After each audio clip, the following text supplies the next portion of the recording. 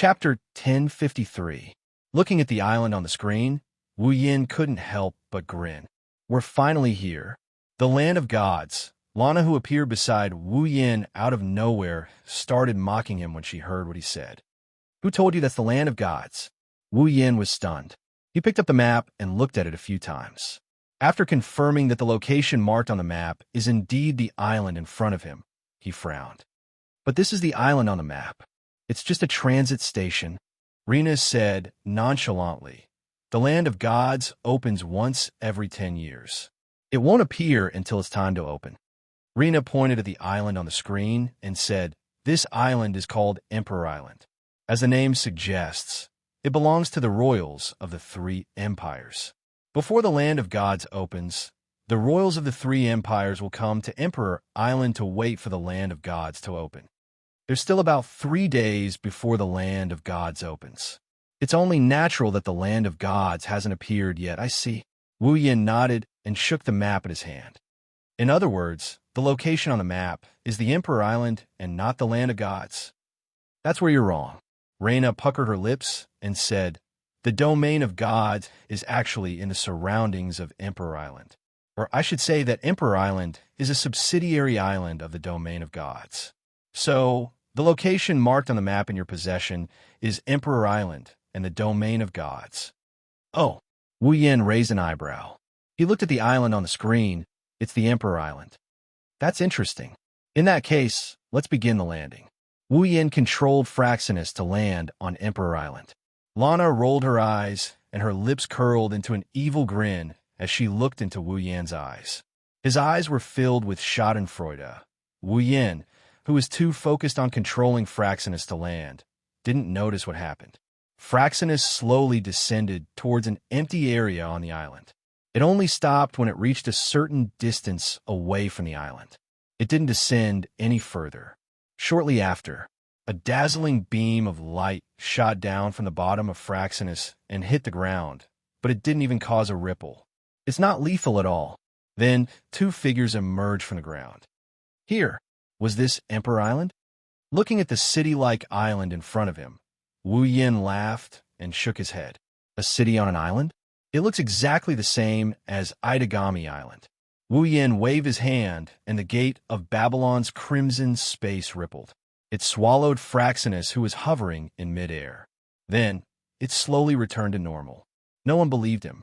Just a moment ago, there was a gigantic object there. Wu Yin looked at the city and asked, so, where should we go next? Wu Yin didn't get the answer he expected from Rena. He frowned and looked to the side. Wu Yin froze when he looked at it. Rena, who was supposed to be standing next to him, is gone. She's nowhere to be seen. That brat. Wu Yin looked around, not sure if he should laugh or cry. Where did she go? Something unexpected happened to Wu Yin. Clap, clap, clap, clap. Wu Yin heard chaotic footsteps coming from the city. When Wu Yin looked up, he saw a group of about 100 knights led by a peak tier 8 fighter. They're charging in front of Wu Yin. Wu Yin couldn't react in time when he saw the knights charging towards him with Do Chi and mana. Wu Yin couldn't react in time. Wu Yin was stunned by the scene before him. What's going on? Wu Yin didn't understand the current situation, so he scanned the knights around him. His gaze landed on the leader of the knights. He opened his mouth to ask something, but the leader beat him to it. And as soon as he spoke, Wu Yin, who was still in a state of confusion, was stunned again. Grabbing the sword in his hand, the leader of the knights pointed the tip of the sword at Wu Yin and shouted loudly, take him down. Yes. A loud and clear response sounded in an instant. A group of rank 7 warriors with Do Chi surging around their bodies charged out from the group of over 100 knights. Without any explanation, they waved the weapons in their hands and charged forward like a war chariot. From the looks of it, they did not intend to take down Wu Yin as the leader of the knights had said. Instead, they intended to kill or injure him. Seeing a group of rank 7 warriors about to brandish their weapons at him, Wu Yin didn't know what was going on. But that didn't mean he would obediently allow others to step on his head. He didn't make any unnecessary movements. Watching as the warriors charged in front of him and brandished their weapons, Wu Yin raised his head slightly. Pung! An extremely violent flow of magic energy burst out from Wu Yan's body and turned into the most impactful wave in the world, violently crashing into the bodies of those rank 7 warriors. Boom! With a muffled thud, the group of Class 7 warriors seemed to have collided with an incomparably solid wall. With a blood-curdling scream, they were sent flying back at a speed faster than when they had charged over. They crashed in front of the leader of the cavalry team, blood spurting out from their mouths. In just an instant, no less than 10 rank 7 warriors had lost their ability to fight. Wu Yan didn't even move his body. He only released the magic energy in his body in one breath, and that was enough to send a group of rank 7 warriors flying. In that instant, the entire knights were stunned. Even the Do, Qi, and magic energy surging in their bodies couldn't help but stagnate for a second. Their gazes towards Wu Yan were no longer fierce and fiendish, but full of horror. The leader of the knights had a grave expression. He was a powerhouse at the peak of rank 8, but he had to admit that he couldn't defeat 10 tier 7 warriors in the blink of an eye without even having to move a muscle. In other words, this young man who looked to be in his 20s was stronger than him, stronger than a peak of rank 8, other than a powerhouse of rank 9 and above. What else could there be? He's a rank 9 powerhouse. The leader clenched the armament in his hand and sneered. A rank 9 powerhouse in his 20s? How could he exist? The youngest rank 9 powerhouse in the Spalier world is 38 years old. This person must have used some tricks, right? Saying this, the leader didn't know if he was comforting himself or trying to boost the morale of the knights behind him. Swinging the sword in his hand, the leader shouted again. All the warriors, charge! Magicians, prepare your magic. Don't hold back anymore. Give it your all. The knights responded loudly. All the warriors gathered their doqi and rushed towards Wu Yan. The magicians also used all their magic and threw it at Wu Yan. Thus, a large number of warriors rushed towards a defenseless young man. The sky was filled with all kinds of magic, and a scene of all kinds of magic falling together appeared on the scene. Narrowing his eyes, Wu Yan sighed. I don't know what's going on, but it seems like if I don't subdue these guys, I won't be able to talk. With that, Wu Yan reached out and snapped his fingers. The space around them suddenly trembled. Purple magic circles appeared without any warning and floated in the air. Then, chains that flickered with purple light shot out of the magic circles and attacked the entire knight squad. This is the weapon of the Witch of the Void, not Suki Nangong's weapon. A chain forged by the gods, the chains of discipline. Chapter 1054. With a whistling sound, the entire space at the edge of the Emperor Island was filled with shackles shining with purple light. Ding, ding, ding, ding. Amidst the crisp sounds of chains clanging against each other, all sorts of spells that came crashing down from the sky seemed to have their trajectories designed. They landed on the chains of discipline, but they didn't even stir up a single bit of dust. Instead, they only caused a series of muffled clangs. The charging knights didn't even have time to react before the chains of discipline appeared around every single one of them. In the next moment, amidst the chaotic screams, every single one of the knights was trapped by the chains of discipline and hung in mid-air. Chains! Damn it! Where do these chains come from? Break free. No, I can't break free. What kind of chains are these? Why are they so hard? I can't even break free with my combat chi. Is this an armament? In mid-air, the knights who were hung up by the chains of discipline let out a series of angry roars. Their bodies were still burning with combat chi as they tried to break free from the chains on their bodies. Unfortunately, the chains of discipline was a weapon forged by a deity. Although the deities here weren't god-level experts, they were only deities of the blood-devouring frenzy world. Still, it wasn't something a group of level 7 or 8 people could break free from. If one were to use armaments to rank them, the chains of discipline would be a gold armament. Forget about trapping a group of 7th and 8th stage people. Even a 9th stage powerhouse would find it hard to break free from the discipline lock if he didn't have the ability to do so. No matter what, the lock of discipline was not Suki's proudest ability apart from the guardian and the space control magic. If it was that easy to break free from, she wouldn't be known as the demon assassin. Save them. Seeing that all the knights were hung in the air by the chains of discipline, the face of the leader of the knights changed drastically. He yelled at the mages behind him. However, as soon as he yelled, the space around the mages rippled with purple magic formations. The chains of discipline rushed out like purple pythons. They coiled around the mages of the knights. Then, after the knights, the mages were all hung in the air. The knight leader's expression changed again and again until it was replaced by shock. The cavaliers, every single one of them, was at least level 7. However, such a team was taken down in such a short period of time. Could it be that this ridiculously young man was really a level 9 powerhouse?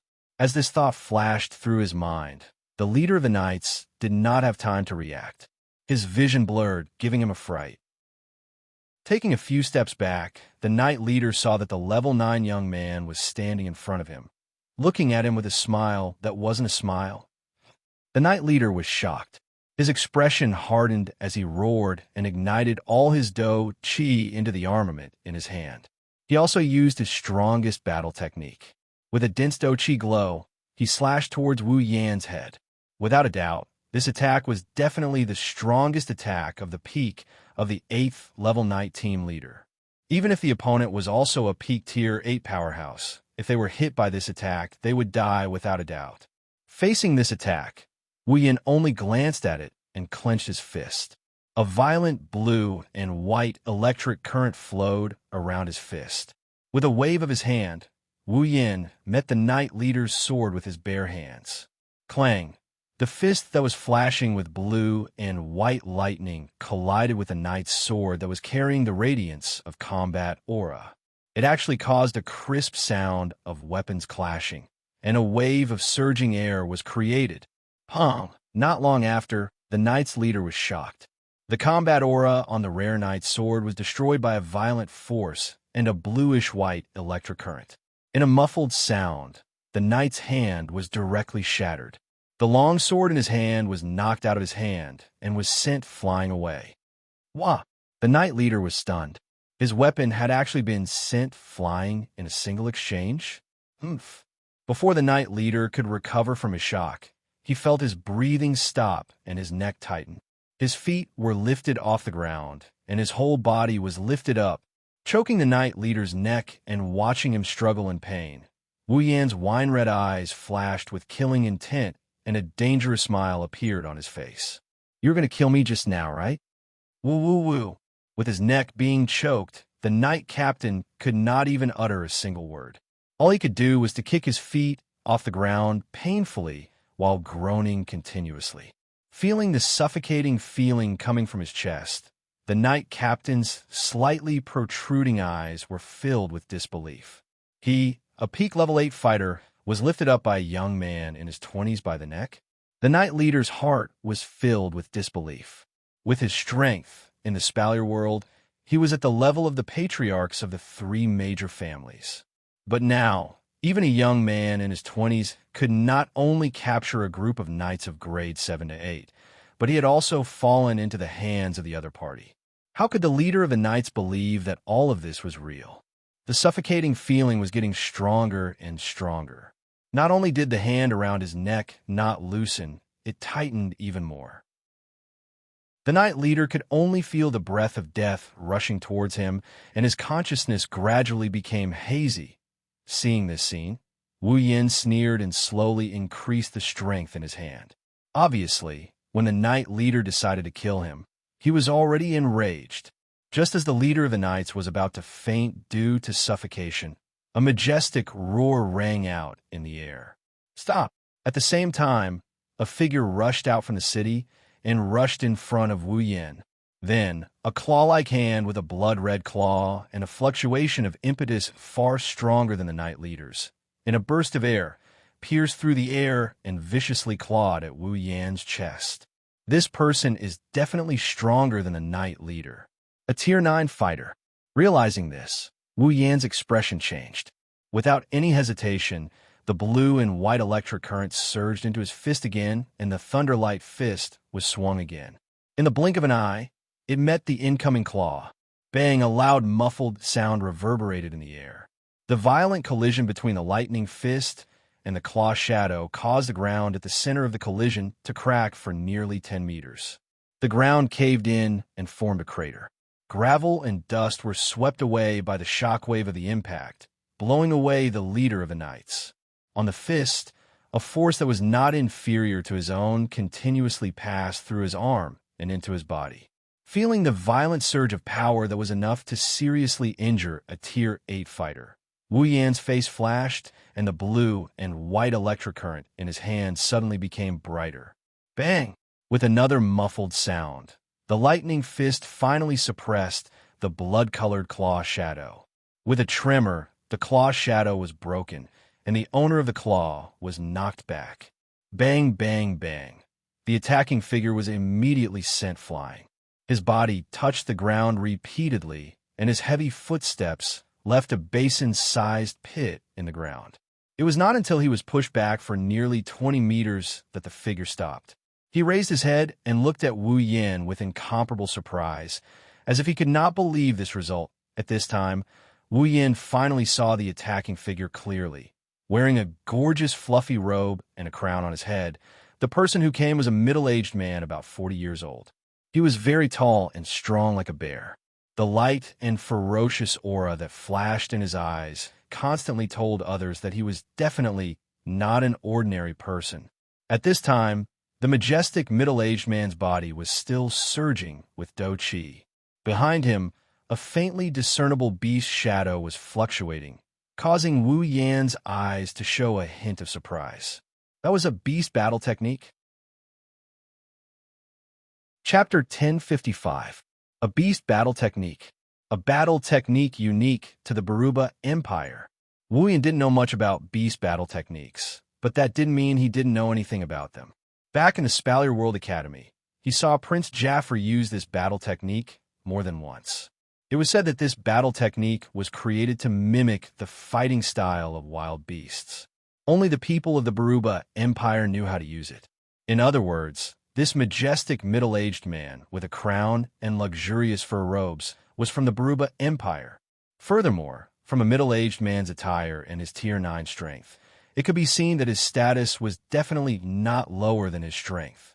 Sizing up the middle-aged man standing in front of him, Wu Yan's eyes flashed with the unique light of the system's perception. Gita, Baruba, level 84.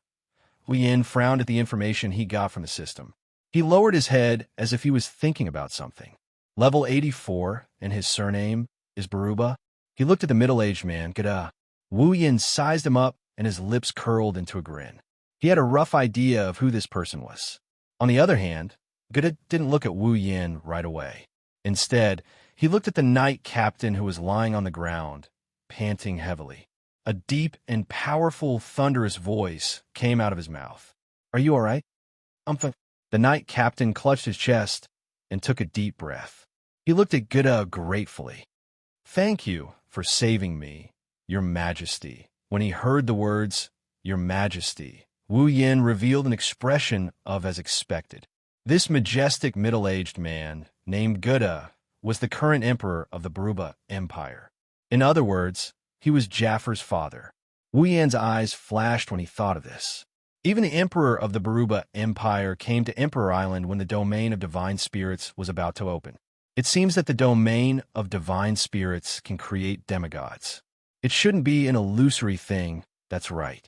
There were only 5 demigods in all of Silveria, and each of the 3 empires had one. Not to mention, there had never been a case where a demigod protector had no successor.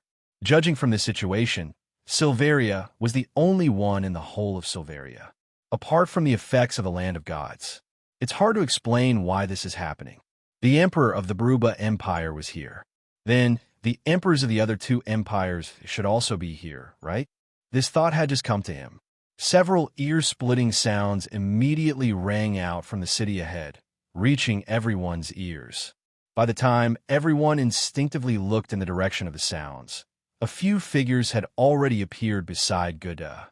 A smile appeared on Wu Yan's face when he saw the figures beside Guda, not for any other reason, but because most of the people who came were people he knew.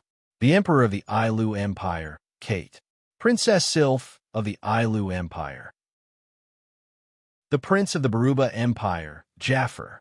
The Prince of the Faya Empire, Kaya. Apart from the four of them, there was another middle-aged man wearing the same luxurious robe and crown as Kate, and Guda, compared to Guda, he looked much more refined. It's obvious that he's the Emperor of the Faya Empire. The information he got from the system confirmed Wu Yan's suspicions. Waya? Faya. Level 86, level 86. That's the highest level among everyone here. Plus, Faya's surname and his attire are similar to the other two emperors. Other than the Emperor of Faya Empire, Wu Yan couldn't think of anyone else who could be him. Kate, Waya, Sylph, Jaffer, and Kaya arrived at the scene one after another. When they saw the knights being hung up by the chains, they frowned. However, when they saw the playful smile on Wu Yan's face, their expressions froze and they cried out in shock. "It's you, huh?" This time, it was Guda's turn to be surprised. "You know him?" Hearing this, Carter and Waya looked at each other and laughed bitterly. "Guda, don't tell me you've forgotten? He's Wu Yan." Wu Yan. Guda flinched before his expression changed. He seemed to have understood something as he looked at Wu Yan with a meaningful look. This isn't the first time Guda heard the name Wu Yan. No matter if it was in the past or recently, this name was rather well known and had been mentioned in many meetings of the Board of Governors. Guda has met Wu Yan before. Back when Wu Yan was still in the Spalier World Academy, all 12 members of the council had cast their shadows at the top of the arena tower. Guda was one of them. Because of this, Guda's reaction was a little strange. Guda narrowed his eyes as he looked at Wu Yan from afar. He started mumbling to himself. This Wu Yan was actually able to take my claw attack. Thinking back to when he saw Wu Yan on the arena tower's projection, Guda looked at Wu Yan with a serious gaze. That's to be expected. The first time they met, Guda saw clearly that this kid was only at the peak of the 7th rank. He could easily crush him to death. Although he didn't meet Wu Yan again, there's no way Guda didn't know about Wu Yan's achievements, including the fact that he killed the peak of the 8th rank Marcus and Andrew. Now, they finally met for the second time. The existence he could easily crush back then was able to take his claw attack unscathed. Even though Guda used less than 70% of his strength in that attack, it's not something a peak of the 8th rank can withstand. Guda was even forced to retreat. 9th rank? Guda took a deep breath to suppress the shock in his heart. Guda couldn't help but be shocked. After all, the first time they met was only a few months ago. How did he go from peak of the 7th rank to the 9th rank in a few months? If word got out, Guda would be drowned in laughter without hesitation. But that's the truth. For a moment, Guda's emotions were complicated. Not to mention Guda, even Carter and Waya, who had vaguely sensed something, had their expressions fluctuating. Although they had heard the Thunder King mention this during the school meeting, they did not really believe it. Now, it seems like they have no choice but to believe it. Wu Yan, Kaya, and Jaffer were shocked. "Why are you here?" Sylph didn't say anything, but she looked at Wu Yan with a questioning gaze. Wu Yan scratched his face and shrugged. "Well, there's something I need to do. As you can see, I was beaten up as soon as I arrived." Kaya and Jaffer were stunned by Wu Yan's words. Carter, who recovered from his shock, laughed bitterly. "Let's not talk about why you're here. This Emperor Island belongs to the 3 empires. Only members of the 3 empires' imperial families can come here, and only airships bearing the emblems of the 3 imperial families can land here. You must have driven your special airship here recklessly. That's why you were surrounded and beaten up, isn't it?" Wu Yan finally understood why this happened.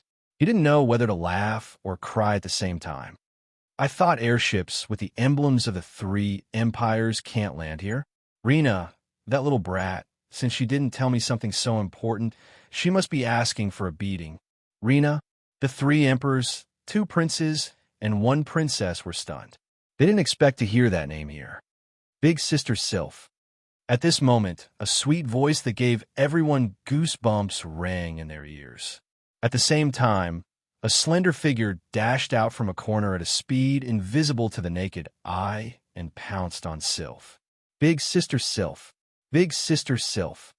Rena hung on Sylph's body like a koala. She rubbed her face against Sylph's voluptuous breasts as she called out to her. Rena. In an instant, the corners of everyone's mouths twitched. Chapter 10:56. The atmosphere that was originally a little heavy suddenly dropped to the freezing point. Kate, Gida, Wea, Ka, and Jaffer were stunned when they saw Rena rubbing her head against Sylph's chest. Even the knights who were still struggling in the air were stunned. Their eyes were wide open and their mouths were agape. Wuyan had a hunch that something like this was going to happen. His face turned red and he almost laughed out loud. Like an ice queen, Sylph never showed her emotions on her face. Her beautiful eyebrows twitched as she looked at Wu Yin. Sylph clenched her fist slightly before loosening it again. Her face was expressionless as she spoke. Rena, get down. No.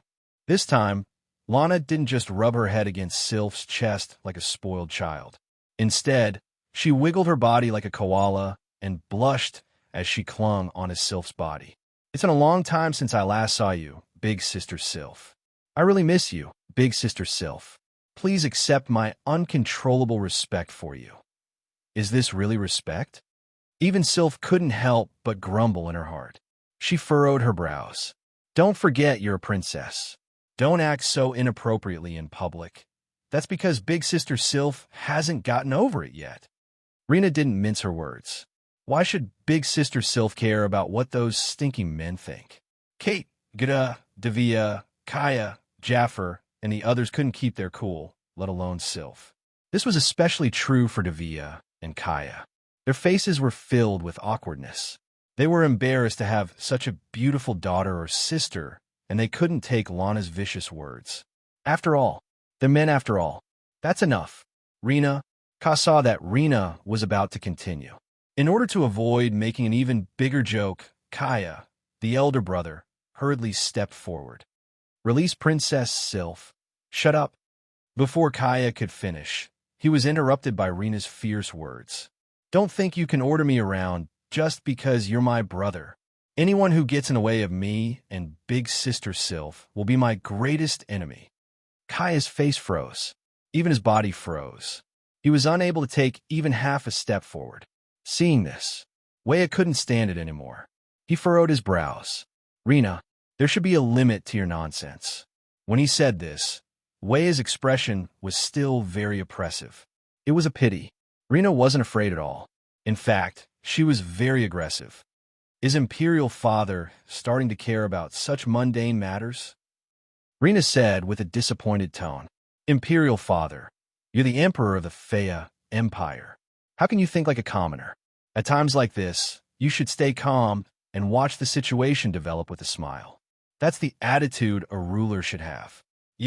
Wea's lips trembled from anger. Even though he had never been able to do anything about his daughter who had a strange fetish, but being ridiculed by his own daughter in front of so many people, even if he didn't feel embarrassed, he still couldn't help but feel embarrassed. Wea and Ka looked at each other and sighed. They understood that they would only be suffering if they stood up for Rena.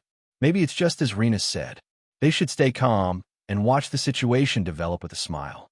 That's the best way to deal with this. Seeing that Wea and Ka can't do anything about Rena, Kate, Gida, and Jaffer are also helpless. Sylph sighed. She didn't know what to do. At this time, Sylph's savior finally appeared. A large hand grabbed the back of Rena's collar and pulled her away from Sylph's body. When Rena felt herself floating in the air, Sylph was already far away from her. Rena was furious. Who dares to treat this princess like this? Let's see if this princess will. What will you do to me? The familiar voice contained a hint of coldness that pierced Rena's body and caused her to tremble. Her cursing mouth also froze in place. Wu Yin laughed coldly when he saw Rena's stunned expression. I haven't even settled the score with you yet. Now that you've come out on your own, it saves me the trouble of looking for you. Kate made it clear that airships that don't belong to the three empires aren't allowed to land on Emperor Island. There's no way Rena didn't know about this. Not only did she not tell him, she ran away the moment she saw Fraxinus. recalling the grudge between him and Lana. Even if he's an idiot, it's clear to him that this little brat is doing this on purpose. She just wanted to see how unlucky he was. However, Rina didn't expect Wu Yin to be able to deal with a group of peak Tier 8 warriors and 100 Tier 7 warriors. As a result, this little girl was doomed to a tragedy. What are you trying to do? Lana pretended to be fierce as she screamed. She struggled as she tried to break free from Wu Yan's grasp. I'm telling you, you better let this princess go. Or else. Or else what? Wu Yan raised an eyebrow, and he added with a half-smile. What do you do to me? This princess's royal father and royal brother are both here. Rina yelled as if she was on her deathbed. She had completely forgotten that she had insulted both her imperial father and imperial brother just a moment ago. Thus, Wu Yan grinned. His grin was so radiant that it made Lana nervous. Then, his expression turned cold. Even if the god-level warrior of Fea Empire comes back to life, he won't be able to save you. Wu Yan said, and a rope appeared in his hand. No. Yes. Wah. The next moment, Rina's mournful cry resounded through the entire Emperor Island. Boo. A few minutes later, a trussed-up Lana was tossed to the ground by Wu Yan like a giant piece of trash. Her mouth was stuffed with a rag, and she looked like a loach that got hauled out of the water. She kept jumping around and moaning while glaring at Wu Yan with eyes full of fury. Nearby, Carter, Gutta, Wea, Kaya, Jaffer, and the others couldn't help but sweat profusely. I say, Wea. Kate looked at Wea with amusement. I didn't expect your precious daughter to be restrained by someone. What? Are you not going to do anything about it? Forget it. Wea sighed. It's time for someone to suppress this barbaric girl. Besides, Wea smiled bitterly as he glanced at Wu Yan, who was clapping his hands. If it's this little fellow, even if you want me to find trouble with him, I'll have to consider it carefully. The current him is no longer the little student who talked to us at the top of the arena tower. You're right. Good aside as well.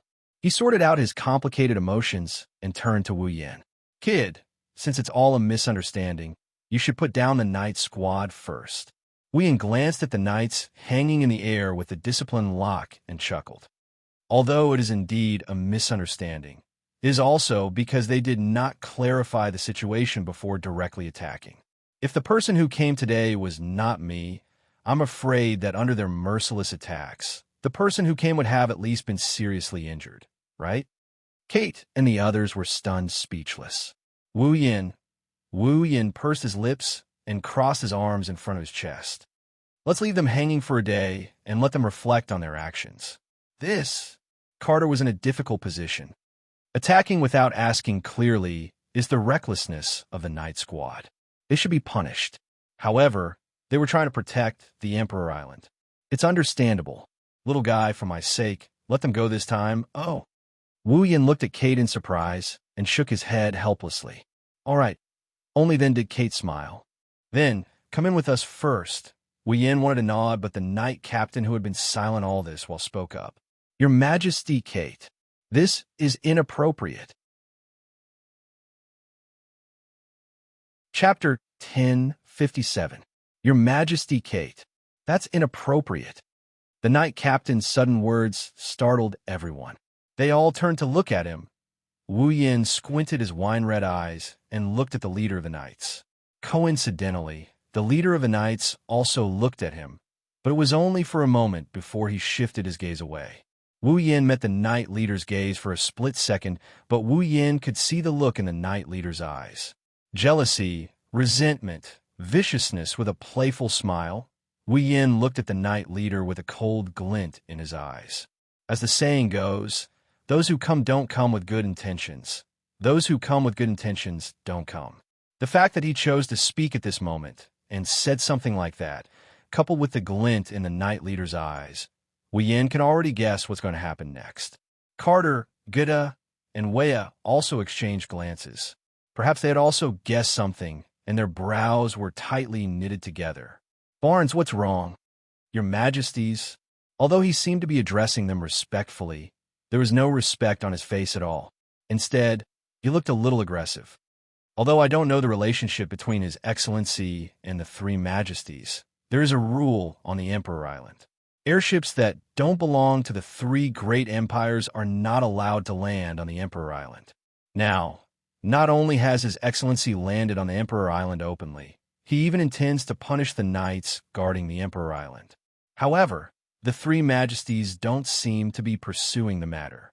Ensi doesn't understand. Speaking of this, Ins glanced at Wu Yin, who was looking at him with a smile. A sharp glint flashed in his eyes, and his tone became even more gloomy.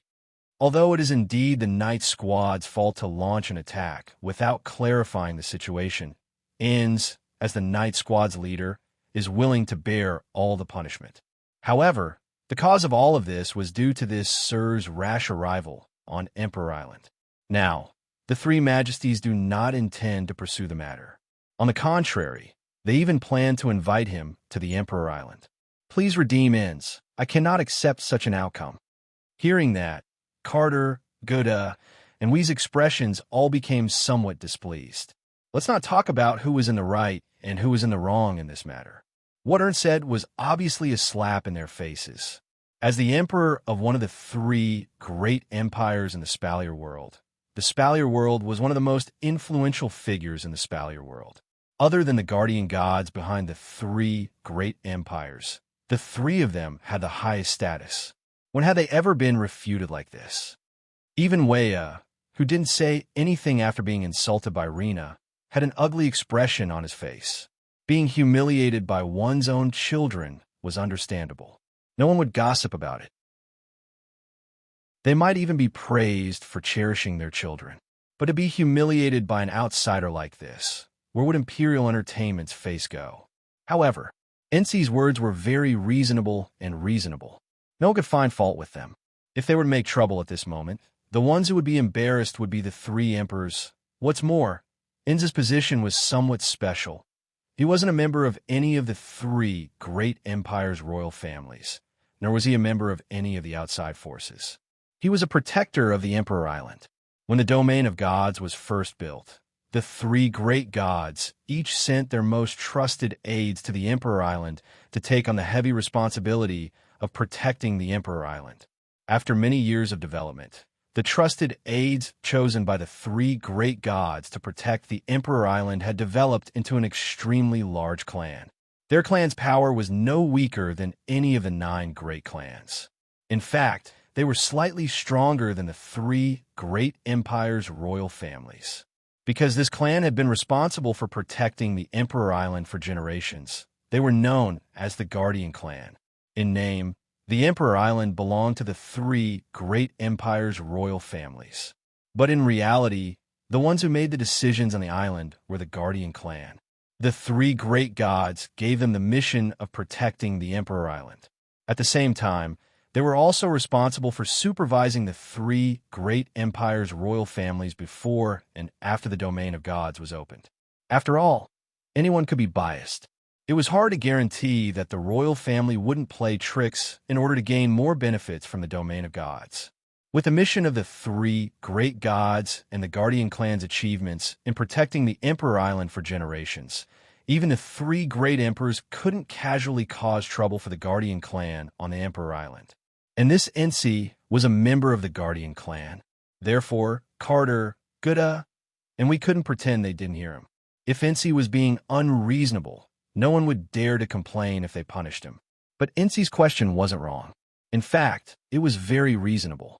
Even if his tone was a little harsh, the three great emperors couldn't cause trouble for him because of this. At that moment, Kite was the first to speak and calmly explained. It's normal for you to have such thoughts. But you said it yourself. Airships that don't belong to the three empires aren't allowed to land on Emperor Island.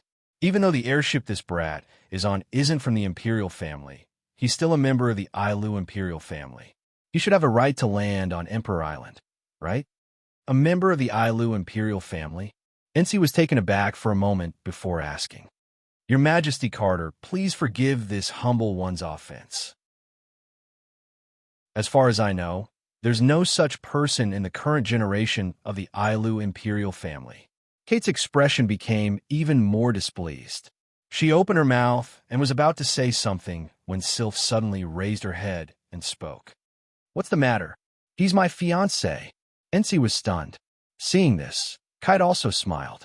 Sylph got engaged to this little guy not long ago. That's why he's Sylph's fiancé.